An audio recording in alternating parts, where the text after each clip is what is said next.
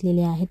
याच्यानंतर एका छोट्या कढईमध्ये किंवा तुमच्याकडे जी कढई अवेलेबल असेल त्यामध्ये पाणी घालून ते पाणी गरम करून घ्या। छान असं उकळून घेतल्यानंतर छान नवीन आणि चविष्ट असा नाश्ता बनवणार आहोत। रोज आपण चपाती करतो तेव्हा थोडंसं आपलं पीठ शिल्लक राहतं, सो त्या पिठाचं काय करायचं हा प्रश्न सगळ्यांनाच पडलेला असतो। सो आज आपण एक चटपटीत अशी रेसिपी बनवणार आहोत शिल्लक राहिलेल्या पिठाची।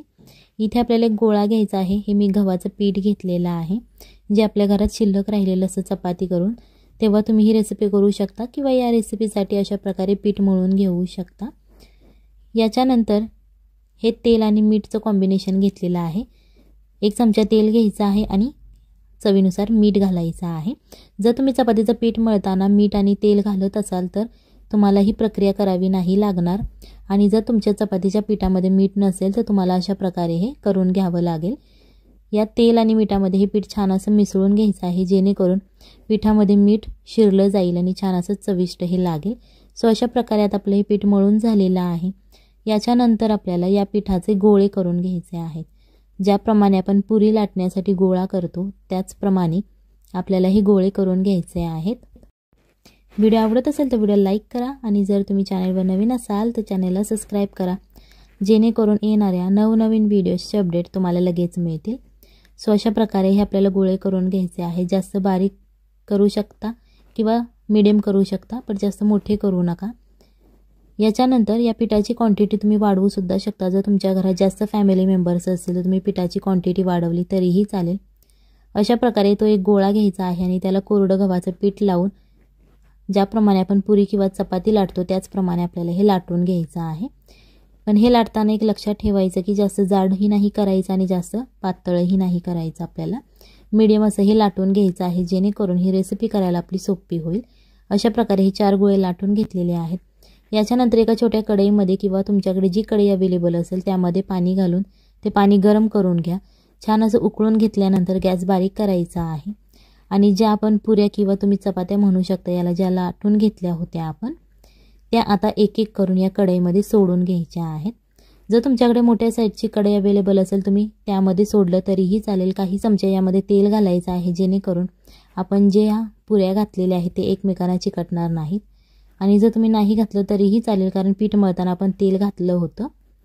जेव्हा तुम्ही हे गरम पाण्यात सोडता तेव्हा तुम्हाला अशा प्रकारे या एकमेकांना चिकटणार नाहीत, आणि जर तुम्ही थंड पाण्यात सोडलं तर ते एकमेकांना चिकटले जातील। जास्त वेळ लागत नाही ही रेसिपी शिजण्यासाठी। 5 ते 7 मिनिटात हे शिजून वरती येतं। जेव्हा या पोळ्या आपल्या शिजतात तेव्हा आपल्याला समजतं की ह्या पाण्यावरती तरंगतात। त्या थंड करून घ्यायच्या आहेत। अशा प्लेटमध्ये तुम्ही काढून घेऊ शकता। अशा प्रकारे तुम्हाला या पुऱ्या थंड करून घ्यायच्या आहेत, नाहीतर त्या तुमच्या हाताला भाजल्या जातील। सो इथे आपल्याला एक चॉपिंग बोर्ड घ्यायचा आहे, आणि या चॉपिंग बोर्डच्या मदतीने आपल्याला हे एक एक पुऱ्या याच्यावरती ठेवून घ्यायच्या आहेत। इथे मी शंकरपाळ्याचा चमचा घेतला आहे। जर तुमच्याकडे शंकरपाळ्याचा चमचा अवेलेबल नसेल तर तुम्ही इथे चाकू घेतला तरीही चालेल। चाकूच्या मदतीने आपल्याला हे एक एक स्लाइस अशा कट करून घ्यायच्या आहेत। तुम्ही तुमच्या इच्छेनुसार बारीक किंवा जाड कट करू शकता किंवा मीडियम कट केल्या तरीही चालतील। सो अशा प्रकारे आता आपल्याला हे कट करून घ्यायचं आहे। ही रेसिपी नक्की घरी ट्राय करा, आपल्या फॅमिलीला खाऊ घाला, आणि मग मला कमेंटमध्ये सांगा कशी झाली होती, कारण ही रेसिपी लहानांपासून मोठ्यांपर्यंत आवडणारी ही रेसिपी आहे। तुम्ही तुमच्या मुलांच्या टिफिनला देऊ शकता किंवा लंच आणि डिनरमध्ये सुद्धा खाऊ शकता। इतकी टेस्टी आणि हेल्दी ही रेसिपी होते। अशा प्रकारे हे आपल्याला कट करून घ्यायचं आहे। जर तुमच्या चमच्याला ते चिकटत असेल तर तुम्ही थोडंसं चमच्याला किंवा चाकूला ज्याने तुम्ही ते कट करणार असाल त्याला तेल लावून घ्या, जेणेकरून हे चमच्याला किंवा चाकूला चिकटणार नाही आणि सहजपणे हे तुम्हाला कट होईल। अशा प्रकारे आता आपलं हे कट करून झालेलं आहे। तुम्हाला दिसत असेल बघा, जास्त पातळही नाही आपण केलेलं आणि जास्त जाडही नाही केलेलं, मीडियम अशी ही आपण पोळी लाटून घेतली होती। याच्यानंतर इथे एक पॅन घ्या किंवा कढई घ्या, त्यामध्ये 1 ते 2 चमचे तुम्ही तेल घालू शकता। जर तुम्हाला लेस ऑइल बनवायचं असेल तर तुम्ही अर्धा ते 1 चमचा घातलं तरीही चालेल। अर्धा चमचे जिरे घालायचे आहेत आणि अर्धा चमचा मोहरी घालायची आहे। हे छान असं तडतडून द्यायचं, जेणेकरून तेलामध्ये ते छान असं फुटलं जाईल आणि त्याची टेस्ट खूप छान येते। सो ते तेल गरम झाल्यानंतर घ्यायचे आहे, त्याचे छोटे छोटे असे काप करायचे। चाकूच्या मदतीने करू शकता किंवा तुम्ही मिक्सरवरती थोडंसं जाडसर असे लसूण वाटून घेतले तरीही चालतील।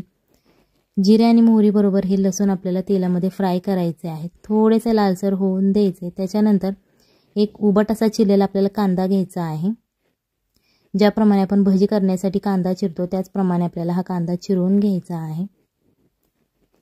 जास्त वेळ लागत नाही ही रेसिपी करण्यासाठी। जेव्हा तुम्हाला चपाती खाण्याचा कंटाळा येतो तेव्हा अशा प्रकारे तुम्ही ही रेसिपी बनवू शकता। 3 ते 4 मिनिटे लागतात ही रेसिपी करण्यासाठी, जास्त वेळ सुद्धा लागत नाही। कांदा फ्राय झाल्यानंतर इथे आपल्याला एक बारीक चिरलेला कोबी घालायचा आहे। 1 कप घातला तुम्ही तरीही चालेल। त्याच्यानंतर एक बारीक चिरलेला टोमॅटो घालायचा आहे आणि एक बारीक चिरलेली शिमला मिरची घालायची आहे। तुमच्या घरात शिमला मिरची वगैरे अवेलेबल नसेल, दुसरी कोणतीही भाजी अवेलेबल असेल तुम्ही ती वापरू शकता, जेणेकरून छान अशी तुमच्या रेसिपीला टेस्ट येते।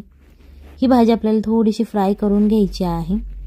इथे तुम्ही हाय फ्लेम केली तरीही चालेल, जेणेकरून ही भाजी तुमची पटपट अशी फ्राय होईल।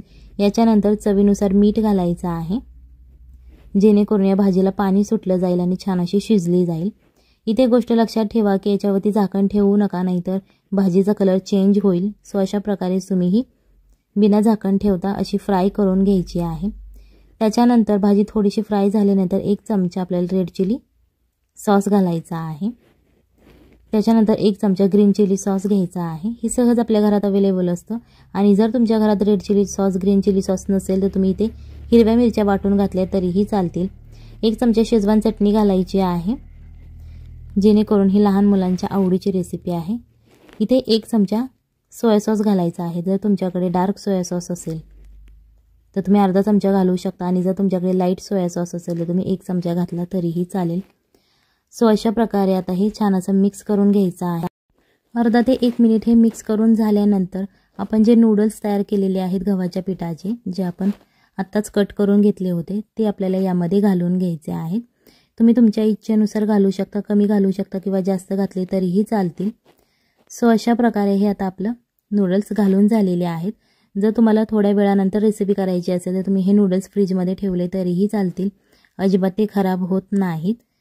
सो आणि जर तुमचे हे नूडल्स चिकटत असतील तर तुम्ही याच्यावरती थोडंसं पीठ लावून भुरभुरून घेतलं तरीही चालेल।